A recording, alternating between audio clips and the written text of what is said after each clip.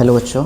तो कैसे हो आप लोग। आज मैं एक नया चैप्टर स्टार्ट करने जा रहा हूँ केमिस्ट्री का, क्लास 9 का, जिसका नाम है क्या, मैटर। तो आइए आप लोग साथ साथ नोट्स भी बनाते चलिएगा।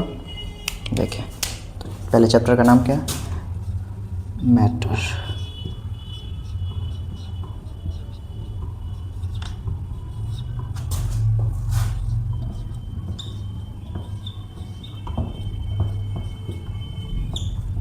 देखिए तो सबसे पहले हम लोग समझेंगे कि मैटर भी चीज़ बने हैं, लिविंग और नॉन लिविंग, वो क्या चीज़ से बने हुए हैं। तो सभी ने क्या देखा कि सभी चीज़ मैटर से बने हैं। तो अब हम लोग समझेंगे कि मैटर होता क्या है। देखिए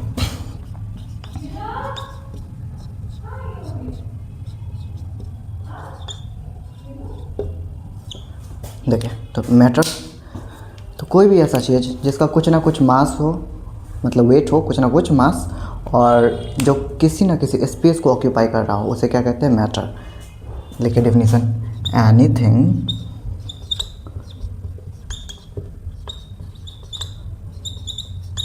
which have mass and occupy space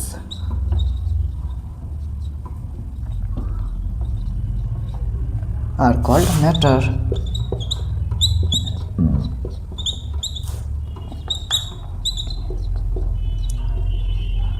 समझे? आई होप आप लोग समझ गए होंगे कि हर एक चीज़ अब समझते हैं और मैटर के बारे में आगे चल। देखिए एग्जांपल लिख लीजिए मैटर का। जैसे हो गया टेबल, ये अर्थ का भी कुछ ना कुछ मास है, और वो क्या है, स्पेस भी ऑक्यूपाई कर रहा है। ओवरऑल हम प्लेनेट में देखें तो अर्थ भी क्या हो गया, एक मैटर। उसके बाद वाटर। और आप लोग बताइए, एयर मैटर है या नहीं है? एयर भी मैटर होगा। क्यों? क्योंकि एयर का भी कुछ ना कुछ स्पेस है और कुछ ना कुछ वेट भी। अगर हम लोग बैलून को फिल करें तो वो स्पेस को ऑक्यूपाई कर लेता है, तो इसीलिए हम लोग एयर को क्या लिखेंगे, मैटर। एयर भी मैटर है।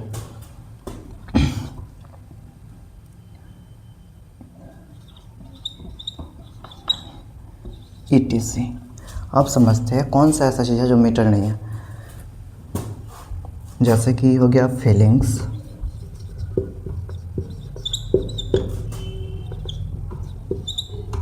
लव, फीलिंग्स, इसके बाद हेट। देखिए ये सभी जितने भी चीज़ है, इस सब का कुछ ना कुछ भी मास है नहीं ना। हम लोग जैसे फीलिंग्स, तो फीलिंग्स को आप कोई भी चीज़, तो ना तो उसके पास मास है, ना तो वो ऑक्यूपाई स्पेस करता है, इसीलिए वो मैटर नहीं है। समझ गए? आर लिख लीजिए यहाँ पे, are not matter.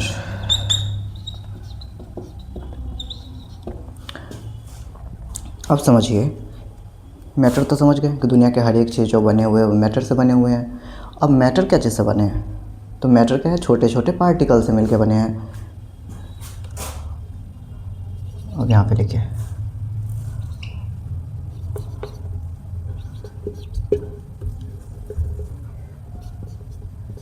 It is made up of small particles. तो मैटर क्या है, छोटे छोटे पार्टिकल्स से मिलकर बने हैं।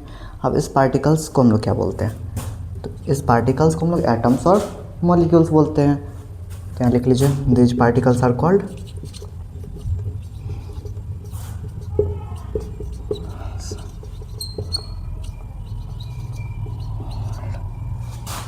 Atoms and molecule.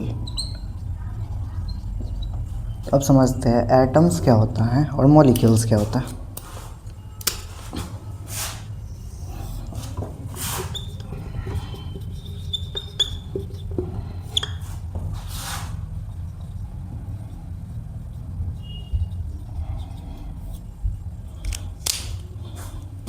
देखिए एटम्स का डिफिनीशन लिखिए, the fundamental particle which may or may not exist independently and take part in chemical reaction.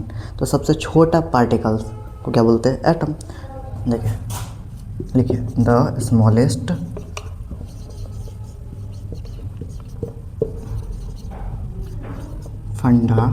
Fundamental particles which may or may not exist independently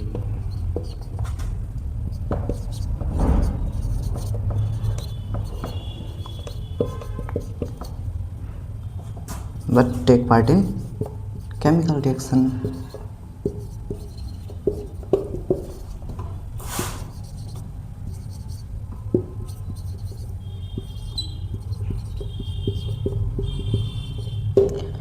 समझ गए atom? Definition लिख लीजिए अच्छे से। देखिए, the smallest fundamental particle which may or may not exist independently but take part in chemical reaction are called atoms. तो atom समझ गए। अब मॉलिक्यूल्स क्या होते हैं? मॉलिक्यूल्स क्या होते हैं? Group of atoms are called molecules. Group of atoms are called molecules. तो जो सबसे छोटा इंडिपेंडेंट पार्टिकल्स जो है, देखिए, जो सबसे छोटा फंडामेंटल पार्टिकल्स है उसी को क्या बोलते हैं? एटम। जैसे कि ये सपोज कीजिए ये एक एटम है हाइड्रोजन का, तो एच से डिनोट करते हैं हाइड्रोजन को। और सपोज कीजिए ये एक एटम है क्लोरीन का।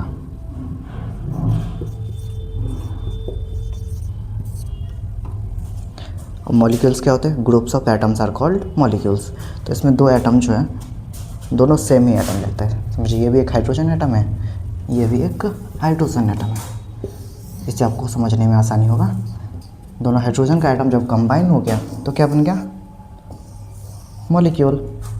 समझे? आई होप क्लियर होगा। हाइड्रोजन एलिमेंट का दो अलग अलग एटम यहाँ पे था और यहाँ पे वही दोनों कंबाइन हो गए तो क्या बन गए? मॉलिक्यूल्स। तो मॉलिक्यूल्स एटम्स के भी होते हैं और सेम एटम्स के भी होते हैं और डिफरेंट एटम्स के भी होते हैं। चलिए, इतना तक आप लोग समझ गए। और इसमें 2 पॉइंट हमने आप लोग को ओरली बताया था कि मैटर क्या होते हैं, लिविंग और नॉन लिविंग जितनी भी चीज़ें हैं जिसका कुछ ना कुछ वेट हो और वो कुछ ना कुछ स्पेस को ऑक्यूपाई कर रहा हो, उसे क्या कहते हैं? मैटर। समझ गए? अब इतना हम लोग इरेज करते हैं, उसके आगे हम लोग क्या समझेंगे? Characteristics of matter. मैटर के कैरेक्टरिस्टिक्स क्या है, मतलब मैटर कैसे होते हैं, क्या क्या कर सकते हैं मैटर। चलिए अब इरेज करते हैं इसको।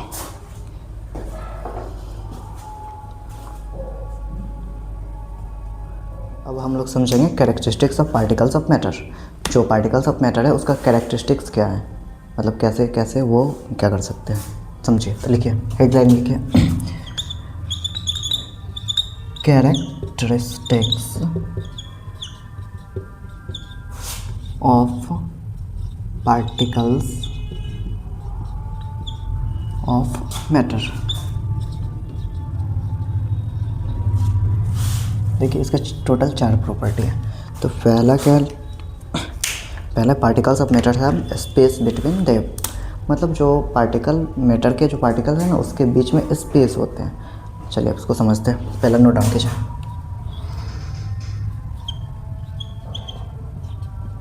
पार्टिकल्स ऑफ मैटर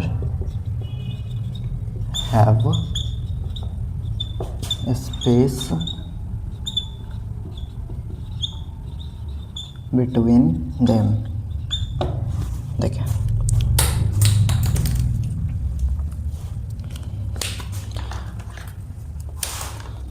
तो ये हम लोग कैसे समझ सकते हैं? जैसे कि हम लोग एक गिलास पानी अगर लेते हैं, सपोज कीजिए जैसे हमने एक गिलास में क्या भरा है? Water.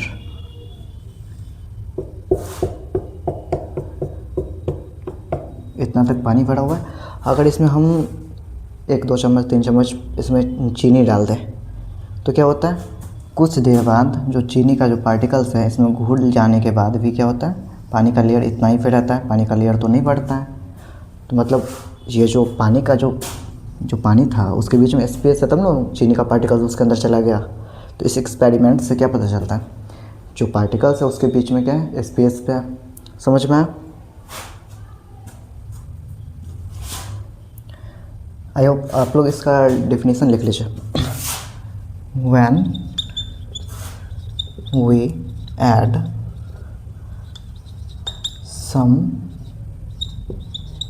sugar or salt in a glass of water.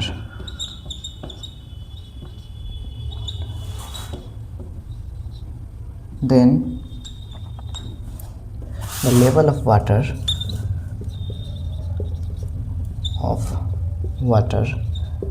remains same.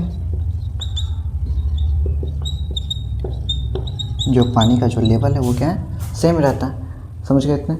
अब दूसरा प्रॉपर्टी हम लोग समझेंगे। इस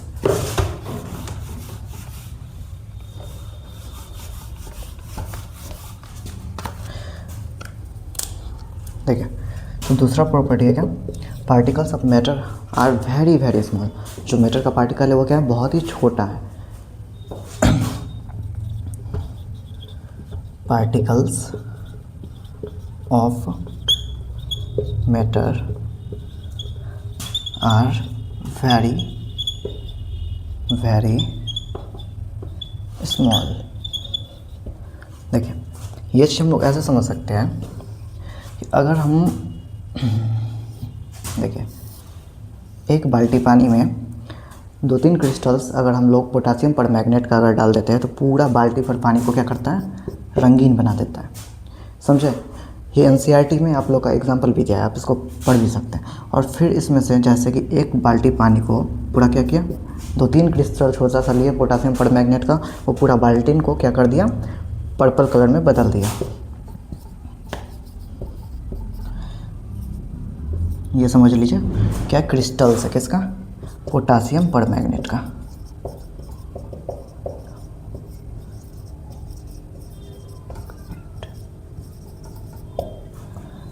और फिर अगर हम दूसरा बाल्टी में पानी लें फिर से, और इसमें से थोड़ा सा, जैसे सपोज कीजिए इसमें अगर 1 लीटर पानी है, 1 लीटर, तो इसमें से सिर्फ हम अगर 10 मिलीलीटर या सपोज कीजिए 100 मिलीलीटर पानी निकाल के फिर से इस सेकेंड बाल्टी जो पानी भरा हुआ है उसमें रख दे, तो इसको भी क्या करता है, वो कलर पूरा कलरफुल बना देता है, पिंक एंड पर्पल कलर में बदल देता है। समझे, पर्पल कलर में इसको बदल देता है। और यही प्रोसेस हम 7 to 8 टाइम करते जाए। मतलब कि इस बाल्टी से थोड़ा सा पानी 100 मिलीलीटर, जैसे 1 लीटर सपोज कीजिए इसमें पानी है, 100 मिलीलीटर इससे पानी निकाले फिर अगले बाल्टी में डाल दिए। ऐसे करते करते 7-8 टाइम जो करते जाए, फिर भी क्या होता है, जो बाल्टी का पानी होता है वो कलरफुल होता है। तो इससे हमको क्या पता चल रहा है, जो पोटासियम का एक छोटा सा पार्टिकल था, 2-3 क्रिस्टल्स, वो इतने सारे पानी को क्या कर दिया, कलरफुल कर दिया। तो इसका जो मतलब, ये जो एक छोटे से क्रिस्टल्स के अंदर बहुत सारे पार्टिकल्स थे, तब ने इतनी ज़्यादा अमाउंट ऑफ वाटर को क्या कर दिया, कलरफुल कर दिया। तो आई होप इसको आप समझ चुके होंगे इस एग्जांपल से। चलिए अब थर्ड पार्ट इसका समझते हैं, कैरेक्टरिस्टिक्स का थर्ड कैरेक्टरिस्टिक क्या है इसका समझ लेते हैं। चलिए इसको मिटाते हैं, आप लोग नोट डाउन कर लीजिए इसका।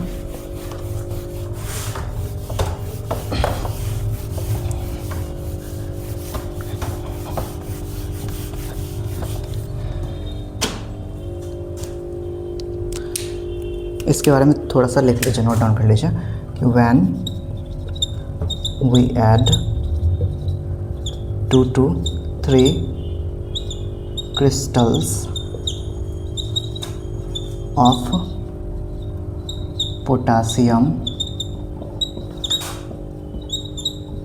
permanganate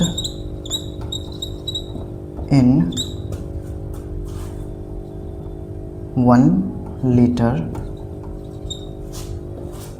of water, then water becomes colorful, then whole पूरा का पूरा जो पानी है, then whole water becomes colorful।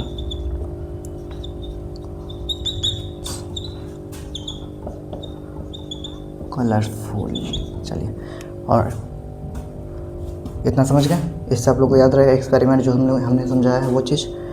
और ये चीज़ आप समझ सकते हैं कि 1 ड्रॉप ऑफ वाटर, पानी का जो 1 ड्रॉप होता है ना, उसमें 10 to the power 21 पार्टिकल्स होते हैं।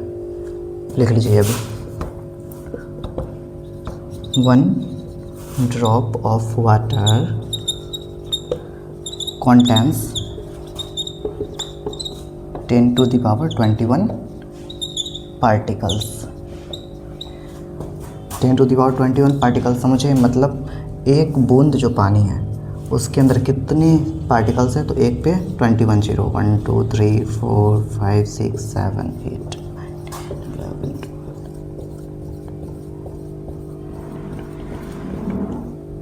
समझिए इतने पार्टिकल्स हैं, मतलब एक बूंद पानी में इतने पार्टिकल्स हैं। तो सोच सकते हैं आप लोग कितने ज़्यादा, कितने मतलब छोटे होते पार्टिकल्स।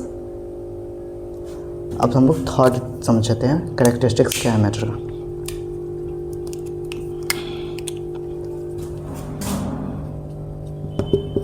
तो थर्ड कैरेक्टरिस्टिक्स है particles of matter are continuously moving. जो मैटर के पार्टिकल्स होते हैं वो हमेशा मूव करते रहते हैं, समझे। देखिए particles of matter are continuously moving।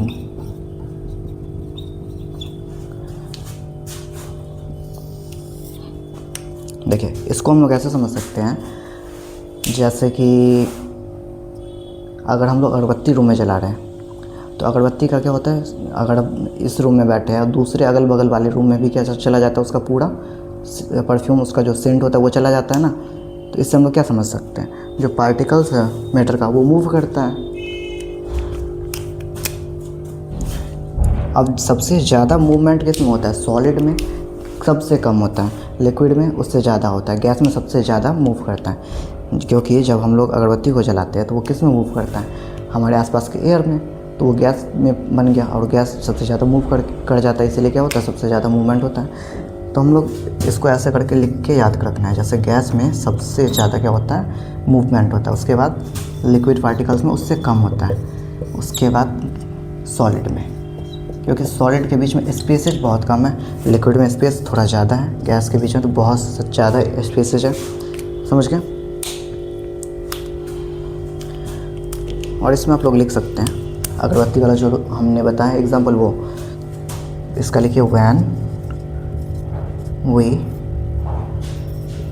Burn incense stick, इसका मतलब क्या होता है, अगरबत्ती।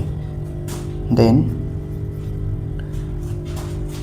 Our whole room are perfumed.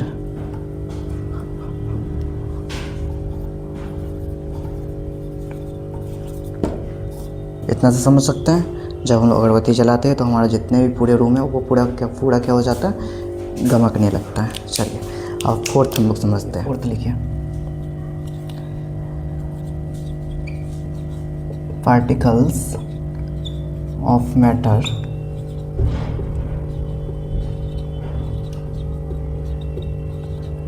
Attract each other. जो मैटर के पार्टिकल्स होते हैं वो क्या करते हैं, एक दूसरे को अट्रैक्ट करके रखते हैं। देखिए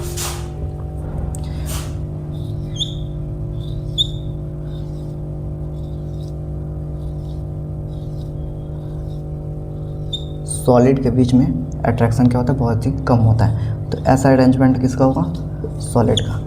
और लिक्विड का, लिक्विड के बीच में थोड़ा सा स्पेस होता है, लिक्विड के पार्टिकल्स के बीच में। देखिए तो लिक्विड के पार्टिकल्स का अरेंजमेंट ऐसा होगा,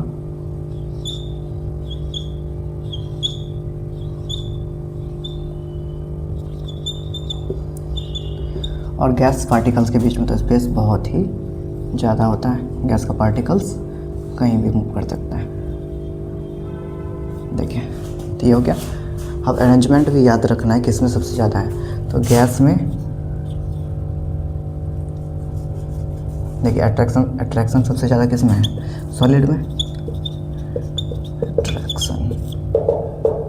देखिए उसके बाद लिक्विड में, उसके बाद गैस में। नोट डाउन कीजिए।